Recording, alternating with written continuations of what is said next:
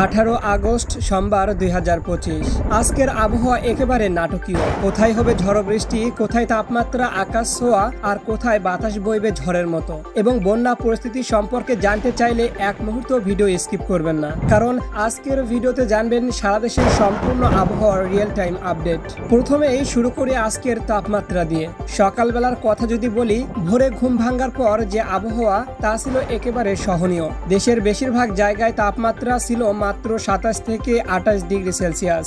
কারো মনে হচ্ছিল হালকা ঠান্ডা হাওয়া বইছে, বিশেষ করে উত্তরাঞ্চলে। এমনকি পাহাড়ি এলাকা শিলং তখনও মাত্র 22 ডিগ্রি সেলসিয়াস, যা অনেকটা শীতের আমেজ এনে দিচ্ছিল। কিন্তু দুপুর গড়াতেই যেন অন্য চেহারা। সকালবেলার সেই আরামদায়ক আবহাওয়া দুপুরে রূপ নিল একেবারে ভিন্ন রূপে। ঢাকার মতো শহরে তাপমাত্রা উঠল প্রায় 33 ডিগ্রিতে। শুধু ঢাকা নয়, টাঙ্গাইল, গাজীপুর, এমনকি চট্টগ্রাম, কক্সবাজারেও সবাই যেন সূর্যের তেজে হাঁপিয়ে উঠল। দেশের দক্ষিণ পশ্চিমে খুলনা, যশোর, বরিশালেও তাপমাত্রা উঠেছে প্রায় 31 থেকে 32 ডিগ্রি সেলসিয়াসে। এখন প্রশ্ন আসতেই পারে, তাহলে আজকের দিনে কোথায় সবচেয়ে ঠান্ডা আর কোথায় সবচেয়ে গরম? সবচেয়ে ঠান্ডা ছিল পাহাড়ি শিলংয়ে, মাত্র 22 ডিগ্রি সেলসিয়াস।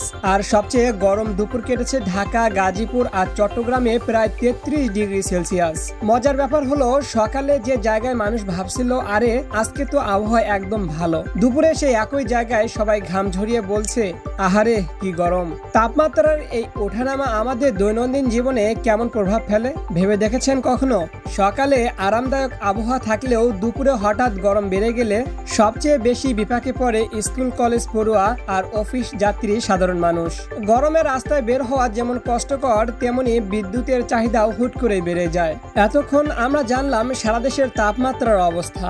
এখন বলবো সারা বাংলাদেশের কোথায় ভারী বা হালকা বজ্রসহ বৃষ্টি হতে পারে। দেখতে পাচ্ছেন রংপুর, ময়মনসিংহ, সিলেট, খুলনা, বরিশাল ও চট্টগ্রাম বিভাগের অনেক জায়গায় এবং রাজশাহী ও ঢাকা বিভাগের কিছু কিছু জায়গায় অস্থায়ীভাবে দমকা হাওয়াসহ হালকা থেকে মাঝারি ধরনের বজ্রসহ বৃষ্টি হতে পারে। সেই সাথে সারা দেশের কোথাও কোথাও মাঝারি ধরনের ভারী থেকে ভারী বর্ষণ হতে পারে।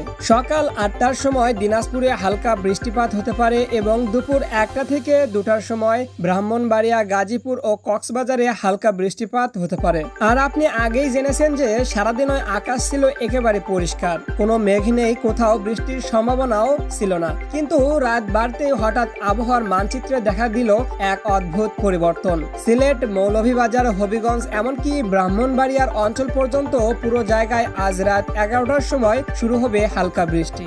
আর আজ রাত 11টা বলতে কিন্তু 18 আগস্ট 2025কে বোঝানো হয়েছে। বৃষ্টি হবে প্রায় প্রতি ঘন্টায় 2 মিলিমিটার করে। সারাদিনের শুকনো আবহাওয়ার পর হঠাৎ রাতের অন্ধকারে এমন বৃষ্টির চমক, যা সত্যি দারুণ। এবার চলুন চোখ রাখি আমাদের উপকূলের দিকে। সমুদ্রের খবর মানেই যেন নাটকীয়তা, কখনো উত্তাল ঢেউ, কখনো তীব্র ঝড়। তবে আজ সুখবর হলো, সমুদ্র বন্দরগুলোকে যে 3 নম্বর সতর্ক সংকেত দেখাতে বলা হয়েছিল সেটি নামিয়ে নেওয়া হয়েছে। অর্থাৎ আজ আপাতত স্বস্তিতে থাকতে পারবেন জেলেরা। তবে মনে রাখতে হবে, সমুদ্র কখনোই পুরোপুরি শান্ত থাকে না। একদিকে সংকেত নামানো হয়েছে, কিন্তু বাতাসের গতিবেগ দেখলেই বোঝা যায় প্রকৃতি এখনো নিজের শক্তি প্রদর্শন করছে।